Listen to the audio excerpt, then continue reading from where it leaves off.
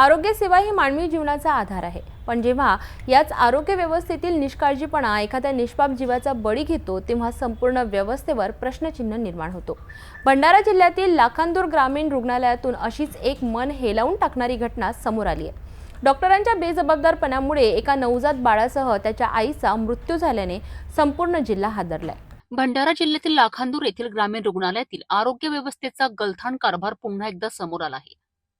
डॉक्टरांच्या हलगर्जीपणामुळे रीना विवेक शहारे 25 वर्षीय या मातेचा आणि तिच्या नवजात बाळाचा हृदयद्रावक मृत्यू झाला आहे।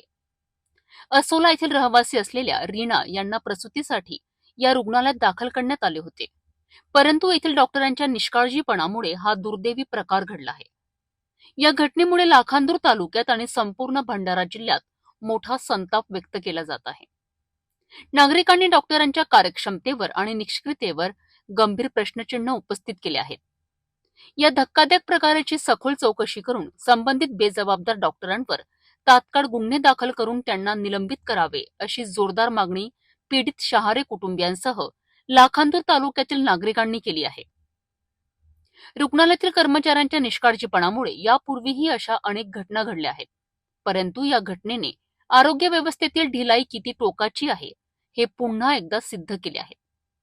जर या प्रकरणी कठोर कारवाई झाली नाही तर लवकरच रस्त्यावर उतरून आंदोलन करण्याचा इशाराही नागरिकांनी दिला आहे।